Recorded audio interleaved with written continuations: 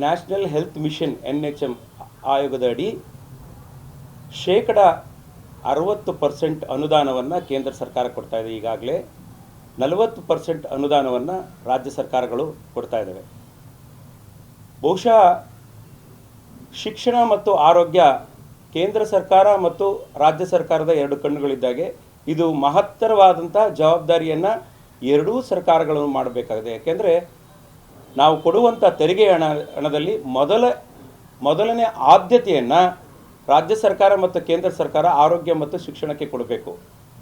ಈ ನಿಟ್ಟಿನಲ್ಲಿ national health mission ಆಯೋಗದಡಿ ಸುಮಾರು 60% ಅನುದಾನವನ್ನು ಈಗಾಗಲೇ ಕೇಂದ್ರ ಸರ್ಕಾರ ಕೊಡ್ತಾ ಬಂದಿದೆ. ಈ ಅನುದಾನದಲ್ಲಿ ಜನೌಷಧ ಕಾರ್ಯಕ್ರಮವು ಒಂದು ಮಹತ್ತರವಾದಂಥ ಜನಪ್ರಿಯವಾಗಿರ್ತಕ್ಕಂಥ ಒಂದು ಕಾರ್ಯಕ್ರಮ.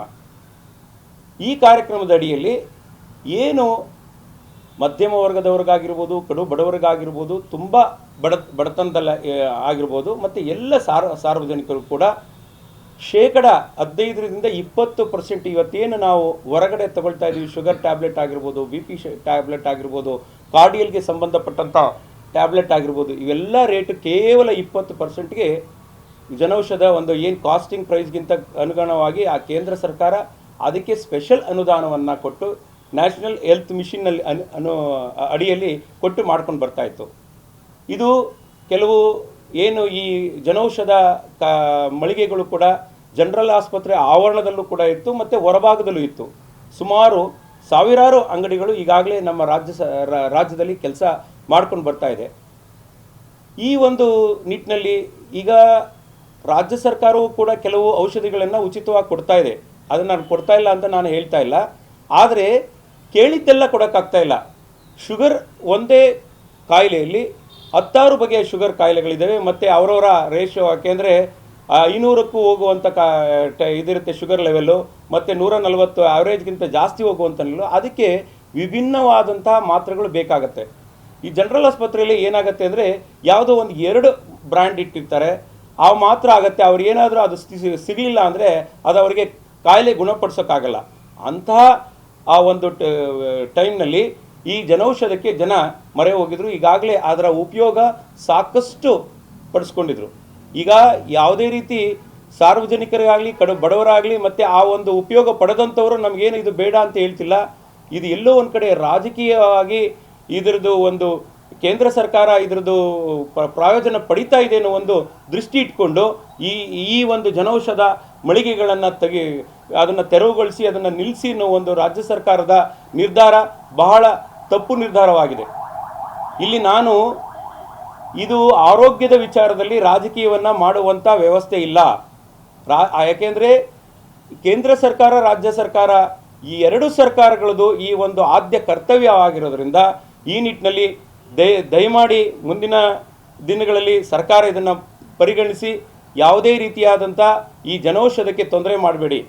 ಎಲ್ಲೋ ಒಂದು ಕಡೆ ನೀವು ಉಚಿತವನ್ನು ಕೊಡುವಂಥ ಟ್ಯಾಬ್ಲೆಟ್ಗಳು ನೀವು ಕೇಳಿದಂಥ ಏನು ರೋಗಿಗಳಿಗೆ ಕೇಳಿದಂಥ ಮಾತ್ರೆಗಳು ನಿಮ್ಗೆ ಇದುವರೆಗೂ ಲಭ್ಯವಾಗಿ ಸಪ್ಲೈ ಮಾಡೋಕ್ಕಾಗಿಲ್ಲ. ನಾನು ಒಂದು ಜನರಲ್ ಆಸ್ಪತ್ರೆಗೆ ಹೋಗಿ ನಾವು ಯಾವುದಾದ್ರು ಮಾತ್ರೆಯನ್ನು ಕೇಳಿದ್ರೆ ಅದು ಕೊಡ್ತಾ ಇಲ್ಲ. ನೋಡಿ, ಎಷ್ಟೋ ಜನ ಏನು ರಿಟೈರ್ಡ್ ಎಂಪ್ಲಾಯಿ ಒಂದು 10 ವರ್ಷ 15 ವರ್ಷ ಆಗಿರುತ್ತೆ, ಅವರಿಗೆ ಒಂದು ದಿನಕ್ಕೆ ಮಿನಿಮಮ್ ಒಂದು ತಿಂಗಳಿಗೆ 1,000 ರೂಪಾಯಿ ಮಾತ್ರೆ ಬೇಕಾಗಿತ್ತು. ಯಾಕೆಂದರೆ ಅವರಿಗೆ BP ಶುಗರು ಕಾರ್ಡಿಯಲ್ ಪ್ರಾಬ್ಲಮ್ ಇತ್ತು. ಇವತ್ತು ಜನೌಷಧ ಕೇಂದ್ರಗಳು ಶುರುವಾದಾಗಿಂದ ಬರೀ ಕೇವಲ 200 ರೂಪಾಯಿನಲ್ಲಿ ಅವರ ಮಾತ್ರೆಗಳ ಅಗತ್ಯತೆಗಳನ್ನು ಕಲ್ಪಿಸ್ಕೊಂಡಿದ್ದಾರೆ. ಸುಮಾರು 800 ರೂಪಾಯಿಗಳಿಗೆ ಹೆಚ್ಚು ಹಣ ಈಗಾಗಲೇ ಉಳಿತಾಯ ಆಗ್ತಾ ಇತ್ತು. ಇಂತಹ ಒಂದು ಸುಸಂದರ್ಭವಾದಂಥ ಒಂದು ಒಳ್ಳೆಯ ವ್ಯವಸ್ಥೆಯನ್ನು ಕೇಂದ್ರ ಸರ್ಕಾರ ನಮ್ಗೆ ಈಗಾಗಲೇ ಮಾಡಿಕೊಟ್ಟಿತ್ತು. ಯಾಕೆಂದರೆ ಎಲ್ಲೋ ಒಂದು ಕಡೆ ಮೆಡಿಕಲ್ ಮಾಫಿಯಾ ಆಗಿತ್ತು. ಇವತ್ತು ರಾಜ್ಯ ಸರ್ಕಾರ ಏನು ಮೆಡಿಕಲ್ ಮಾಫಿಯಾಗಿ ಏನಾದರೂ ಮಣಿತಾ ಅನ್ನೋದ್ರ ಬಗ್ಗೆ ನಮಗೆ ಅನುಮಾನ ಸೃಷ್ಟಿಯಾಗಿದೆ. ಏನಾಗಿದೆ ಇವತ್ತು ಕೇಂದ್ರ ಸರ್ಕಾರದ ಲಸಿಕೆಗಳನ್ನು ನೋಡಿ, ಇವತ್ತು ನಮಗೆ ಕೊರೋನಾ ಆದಂಥ ದೊಡ್ಡ ನಮಗೆ ಗಂಡಾಂತರವಾದಂಥ ಕಾಯಿಲೆಗೆ ಇಡೀ ವಿಶ್ವದಲ್ಲಿ ಎದುರಿರುವಂಥ ಕಾಲದಲ್ಲಿ ನಮ್ಮ ನೆಚ್ಚಿನ ನರೇಂದ್ರ ಮೋದಿಜಿಯವರ ನೇತೃತ್ವದಲ್ಲಿ ಲಸಿಕೆಯನ್ನು ನಮ್ಮ ದೇಶದಲ್ಲೇ ಅದನ್ನು ಕಂಡುಹಿಡಿದು ಇಡೀ ನಮ್ಮ ದೇಶಕ್ಕೆಲ್ಲ 2 ಲಸಿಕೆಗಳನ್ನು ಉಚಿತವಾಗಿ ಕೊಟ್ಟು ಬೇರೆ ದೇಶಕ್ಕೂ ಕೂಡ ಕಾಂಟ್ರಿಬ್ಯೂಷನ್ ಮಾಡಿದ್ದಾರೆ. ಇದು ನಮ್ಮ ಭಾರತ ದೇಶದ ತಾಕತ್ತು. ಇಂತಹ ವಿಚಾರದಲ್ಲಿ ಯಾಕೆಂದರೆ ಮಕ್ಕಳಿಗೆ ಈಗಾಗಲೇ ಒಂದು ತಾಯಿ ಮಗು ಯೋಜನೆ ಅಡಿಯಲ್ಲಿ ಸುಮಾರು ಲಸಿಕೆಗಳಿಗೆ 25ರಿಂದ 30 ಸಾವಿರ ರೂಪಾಯಿ ದುಡ್ಡು ಬೇಕಾಯಿತು. ಕೇಂದ್ರ ಸರ್ಕಾರ ಉಚಿತವಾಗಿ 2 ವರ್ಷದವರೆಗೆ ಮಕ್ಕಳವರೆಗೂ ಲಸಿಕೆಗಳನ್ನು ಉಚಿತವಾಗಿ ಕೊಡ್ತಾ ಇದೆ ನ್ಯಾಷನಲ್ ಹೆಲ್ತ್ ಮಿಷನ್ನಲ್ಲಿ. ಇದೆಲ್ಲ ಮನಗೊಳ್ಳಬೇಕು. ಯಾಕೆಂದರೆ ರಾಜ್ಯ ಸರ್ಕಾರ ಮತ್ತು ಕೇಂದ್ರ ಸರ್ಕಾರದ ಸಹಭಾಗಿತ್ವದಲ್ಲಿ ಇವತ್ತು ಆಡಳಿತ ಮೆಡಿಕಲ್ ನಡೀತಾ ಇದೆ, ಈ ಜಿಲ್ಲಾಸ್ಪತ್ರೆ ನಡೀತಾ ಇದೆ. ಈ ನಿಟ್ಟಿನಲ್ಲಿ ಇದರಲ್ಲಿ ರಾಜಕಾರಣ ದಯಮಾಡಿ ಮಾಡಬೇಡಿ. ಇದು ರಾಜ್ಯ ಸರ್ಕಾರ ಮತ್ತು ಕೇಂದ್ರ ಸರ್ಕಾರದ ಆದ್ಯ ಕರ್ತವ್ಯಗಳಾಗಿದ್ದಾವೆ. ಈ ಕರ್ತವ್ಯಗಳ ಅಡಿಯಲ್ಲಿ ಜನೌಷಧ ಜೆನ್ರಿಕ್ ಏನು ಕೊಡ್ತಾ ಇದ್ದಾರೆ, ಈ ಅಂಗಡಿಗಳನ್ನ ಯಾವುದೇ ಕಾರಣಕ್ಕೆ ಮುಚ್ಚುವಂಥ ಕೆಲಸ ಮಾಡಬೇಡಿ. ಇದರಲ್ಲಿ ರಾಜಕೀಯವನ್ನು ಹಸ್ತಕ್ಷೇಪ ಮಾಡಬೇಡಿ. ನಾನು ಯಾರ ಬಗ್ಗೆ ವೈಯಕ್ತಿಕವಾಗಿ ಮಾತಾಡಲ್ಲ. ಕೇಂದ್ರ ಸರ್ಕಾರ ಮತ್ತು ರಾಜ್ಯ ಸರ್ಕಾರದ ಎರಡೂ ಜವಾಬ್ದಾರಿಗಳಿದ್ದಾವೆ. ಜನರ ಆರೋಗ್ಯವಂತೂ ಶಿಕ್ಷಣದ ಆರೋಗ್ಯ ಇಂತಹ ಒಂದು ನಿಟ್ಟಿನಲ್ಲಿ ನೀವೆಲ್ಲ ಕೈ ಜೋಡಿಸಿ ಈಗ ಏನು ಯಥಾವತ್ತಾಗಿ ಔಷಧಿಗಳು ಸಿಗ್ತಾ ಇದ್ದು ಅದನ್ನು ದೊರೆಯುವಂತೆ ಮಾಡಿ. ಅದು ಕೇಂದ್ರ ಸರ್ಕಾರದ ಒಂದು ಅನುದಾನದಲ್ಲಿ ಬರ್ತಾ ಇದೆ. ಇಂಥ ಒಂದು ಕೆಲಸವನ್ನು ಮಾಡಿಕೊಡಿ ಅಂತ ನಾನು ನಿಮ್ಮ ಎಲ್ಲ ಸಾರ್ವಜನಿಕರ ಪರವಾಗಿ ಮತ್ತು ನಾನು ಕೂಡ ಮತ್ತು ನಮ್ಮ ಭಾರತೀಯ ಜನತಾ ಪಕ್ಷದ ಪರವಾಗಿ ಆಗ್ರಹವನ್ನು ಮಾಡ್ತೀನಿ. ಇಲ್ಲಿ ಕೆಲವು ಕಾರ್ಯಕ್ರಮಗಳನ್ನು ಕೇಂದ್ರ ಸರ್ಕಾರಗಳಲ್ಲಿ ನ್ಯಾಷನಲ್ ಹೆಲ್ತ್ ಮಿಷನಲ್ಲಿ ಬಂದಂಥ ವೇಳೆಯಲ್ಲಿ ಮೋದಿಜಿಯವರ ಫೋಟೋವನ್ನು ಒಂದು ಏನು ಫಲಕಗಳಲ್ಲಿ ಹಾಕಲಾಗುತ್ತೆ. ಕೆಲವು ಕುಟುಂಬ ಕಲ್ಯಾಣ ಯೋಜನೆಗಳಲ್ಲಿ ರಾಜ್ಯ ಸರ್ಕಾರ ಮಾಡುತ್ತೆ. ಈ ಒಂದು ನಿಟ್ಟಿನಲ್ಲಿ ರಾಜ್ಯ ಸರ್ಕಾರದ ಏನು ಹೆಲ್ತ್ ಮಿನಿಸ್ಟರ್ ಇದೆ ಇವ್ರ ಫೋಟೋಗಳನ್ನು ಹಾಕುತ್ತೆ. ಇದರಲ್ಲಿ ಯಾವುದೇ ರೀತಿ ತಾರತಮ್ಯ ಇಲ್ಲ. ನೀವು ಯಾಕೆ ಹಾಕಿದ್ದೀರಾ ಅಥವಾ ನಾವು ಯಾಕೆ ಹಾಕಿದ್ದೀವಿ ಅನ್ನೋ ಒಂದು ವಿಚಾರ ಇಲ್ಲಿ ಬರುವುದಿಲ್ಲ. ಯಾಕೆಂದರೆ ಎಲ್ಲೋ ಒಂದು ಕಡೆ ಅದು ಜನಪ್ರಿಯ ಕಾರ್ಯಕ್ರಮ ಆಗಿದೆ. ಇವರಿಗೆ ರಾಜ್ಯ ಸರ್ಕಾರಕ್ಕೆ ಅದನ್ನು ತಡ್ಕೊಳಕ್ಕಾಗ್ತಾ ಇಲ್ಲ. ಈ ಒಂದು ನಿಟ್ಟಿನಲ್ಲಿ ಎಲ್ಲೋ ಒಂದು ಕಡೆ ಇಗೋಯಿಸ್ಟ್ ಕಾನ್ಸೆಪ್ಟ್ನಲ್ಲಿ ಮಾಡ್ತಾ ಇರ್ಬೋದು. ಮತ್ತು ಬೇರೆ ಔಷಧಿ ಮಾಲೀಕರಿಂದ ಅಥವಾ ಬೇರೆ ಕಂಪ್ನಿಗಳ ಒತ್ತಡ ಇದೆಯೋನೋ ಗೊತ್ತಿಲ್ಲ, ಏನು ಮೆಡಿಕಲ್ ಮಾಫಿಯಾ ಒತ್ತಡ ಇದೆಯೋನೋ. ಯಾಕೆಂದರೆ ಸುಮಾರು ಕೋಟ್ಯಾಂತರ ರೂಪಾಯಿ ವ್ಯಾಪಾರ ಈಗಾಗಲೇ ಜನೌಷಧ ರೀತಿಯಲ್ಲಾಗದೆ. ಇಡೀ ಜಿಲ್ಲೆಯಾದ್ಯಂತ ಎಲ್ಲ ತಾಲೂಕು ಮತ್ತು ಹೋಬಳಿ ಹೆಡ್ ಕ್ವಾರ್ಟರಲ್ಲೂ ಕೂಡ ಜನೌಷಧ ಮತ್ತು ಸಣ್ಣ ಸಣ್ಣ ಗ್ರಾಮಗಳಲ್ಲೂ ಕೂಡ ಜನೌಷಧ ಕೇಂದ್ರಗಳಿದ್ದಾವೆ. ಆ ಕೇಂದ್ರಗಳಲ್ಲಿ ಸಾಕಷ್ಟು ಬಡವರಿಗೆ ಮತ್ತು ಮಧ್ಯಮ ವರ್ಗದವರಿಗೆ ಮತ್ತು ಏನು ರಿಟೈರ್ಡ್ ಎಂಪ್ಲಾಯೀಸ್ ಇರ್ಬೋದು ಎಲ್ಲ ವರ್ಗದವರಿಗೂ ಕೂಡ ಇದು ತುಂಬ ಅನುಕೂಲವಾಗ್ತಾ ಇತ್ತು. ಇಂಥ ಅನುಕೂಲವನ್ನು ಮನಗೊಂಡಂಥ ರಾಜ್ಯ ಸರ್ಕಾರ ಇದು ಮಾಡಬಾರ್ದು ಅನ್ನೋ ಒಂದು ದೃಷ್ಟಿಯಲ್ಲಿ ಇದನ್ನು ಜನೌಷಧವನ್ನು ಇದನ್ನು ನಿಲ್ಲಿಸೋಕ್ಕೆ ಒಂದು ಉತ್ತೇಜನ ಕೊಡ್ತಾ ಇದ್ದಾರೆ. ದಯಮಾಡಿ ನಾನು ಆಗ್ರಹವನ್ನು ಮಾಡ್ತಾ ಇದ್ದೀನಿ, ಮತ್ತೊಮ್ಮೆ ಇದನ್ನು ಪರಿಶೀಲನೆ ಮಾಡಿ ಈ ಒಂದು ಜನೌಷಧ ಕೇಂದ್ರಗಳನ್ನು ಮತ್ತೊಮ್ಮೆ ಪ್ರಾರಂಭ. ಯಾಕೆಂದರೆ ನಮ್ಮ ಪಕ್ಷದ ವತಿಯಿಂದ ಎಲ್ಲ ನಮ್ಮ ವರಿಷ್ಠರು ಕೂಡ ಇದಕ್ಕೆ ಹೋರಾಟವನ್ನು ಮಾಡ್ತಾ ಇದ್ದಾರೆ. ಎಲ್ಲರೂ ಕೂಡ ನಿವೇದನೆಯನ್ನು ಈಗಾಗಲೇ ಸೋಮಣ್ಣನವರು ಸಹಿತ ಈ ಒಂದು ಕಾರ್ಯಕ್ರಮಕ್ಕೆ ಅವರ ಒಂದು ಲೆಟರ್ ಪ್ಯಾಡ್ನಲ್ಲಿ ಕೇಂದ್ರ ಸರ್ಕಾರದಿಂದ ಒಂದು ಆಗ್ರಹವನ್ನು ಮಾಡಿದ್ದಾರೆ. ಇದನ್ನು ದಯಮಾಡಿ ಈ ಕಾರ್ಯಕ್ರಮವನ್ನು ಏನು ಜನೌಷಧ ಕಾರ್ಯಕ್ರಮದಿಂದ ಇದನ್ನು ಪುನರಾರಂಭಿಸಿ ಯಾವುದೇ ಕಾರಣಕ್ಕೆ ನಿಲ್ಲಿಸಬೇಡಿ ಅಂತ ಅವರು ಸಹ ಆಗ್ರಹ ಮಾಡಿದ್ದಾರೆ. ಮತ್ತು ನಮ್ಮ ಜನಪ್ರಿಯ ವಿಧಾನಸಭಾ ಸದಸ್ಯರಾಗಿರ್ತಕ್ಕಂಥ ಜ್ಯೋತಿ ಗಣೇಶ್ ಅವರು ನಮ್ಮ ಪಕ್ಷದ ಎಲ್ಲ ನಾಯಕರುಗಳು ಕೂಡ ಈ ಒಂದು ನಿಟ್ಟಿನಲ್ಲಿ ಹೋರಾಟವನ್ನು ಮಾಡ್ತೇವೆ. ಮುಂದಿನ ದಿನಗಳಲ್ಲಿ ಇದೇನಾದರೆ ಉಗ್ರ ಹೋರಾಟ ಸಹ ಮಾಡಬೇಕಾಗತ್ತೆ ಅಂತ ಹೇಳ್ತಾ ಇದ್ದೀನಿ.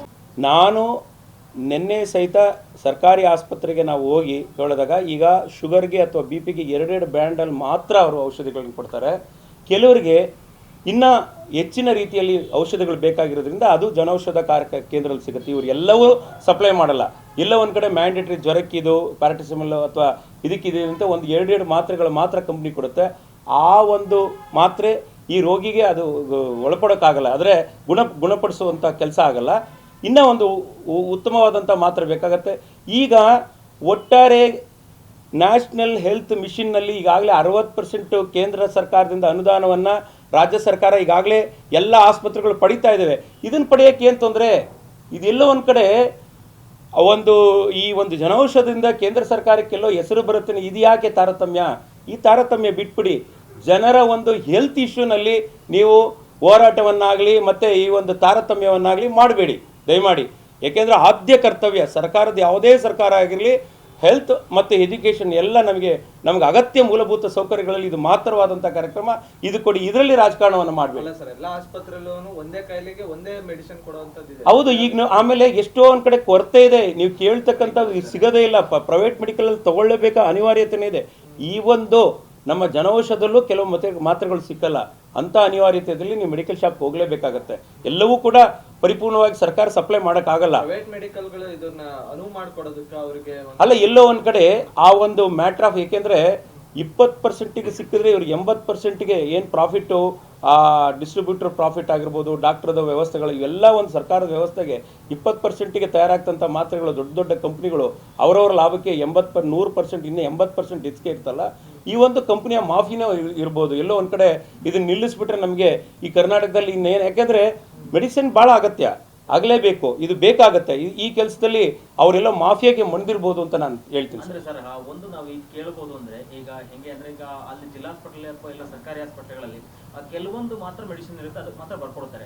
ಕೆಲವೊಂದು ತುಂಬಾ ಬೇಕಾದಂತ ಹೊರಗಡೆ ಬರ್ಕೊಡ್ತಾರೆ. ಇದು ಮೆಡಿಕಲ್ ಮಾಫಿ ಆಗ್ತಾ ಇದೆ. ಇಲ್ಲ, ಇಲ್ಲಿ ಕೆಲವು ಕಡೆ ಸಪ್ಲೈ ಇರಲ್ಲ. ಈಗ ನೋಡಿ, ಅದೇ ನೀವು ಕೇಳಿದಂಥ ಪ್ರಶ್ನೆಗೆ ಕೆಲವು ಮೆಡಿಸಿನ್ಸ್ಗೆ ಸಪ್ಲೈ ಇರಲ್ಲ. ಇವ್ರು ಬರ್ಕೊಟ್ಟಂಥ ಔಷಧಿಗಳು ಜನೌಷಧ ಕೇಂದ್ರದಲ್ಲಿ ಸಿಗ್ತಾ ಇತ್ತು.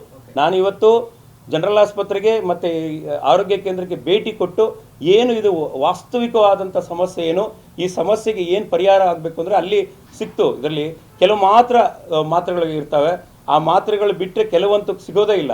ಸಿಗ್ದಲೇ ಇರೋಂಥ ಒಂದು ಉದ್ದೇಶದಲ್ಲಿ ಇಂತಹ ಒಂದು ಜನೌಷಧ ಕೇಂದ್ರಗಳಿಗೆ ಇನ್ನು ಜನೌಷಧ ಕೇಂದ್ರದಲ್ಲೂ ಕೆಲವು ಕಡೆ ಸಪ್ಲೈ ಆಗಿರಲ್ಲ ಕೆಲವು ಮಾತ್ರೆಗಳು. ಆ ನಿಟ್ಟಿನಲ್ಲಿ ಬೇರೆ ಮೆಡಿಕಲ್ ಶಾಪ್ಗೆ ಹೋಗ್ತಾರೆ, ಇದು ಅನಿವಾರ್ಯತೆ ಇದೆ. ಬಟ್ ಜನೌಷಧ ಮೆಡಿಕಲಲ್ಲಿ ಇವ್ರಿಗೆ ಸಿಗದೇ ಇರ್ತಕ್ಕಂಥ 80% ಹೆಚ್ಚು ಮಾತ್ರೆಗಳಲ್ಲಿ ಸಿಗ್ತಾ ಇತ್ತು.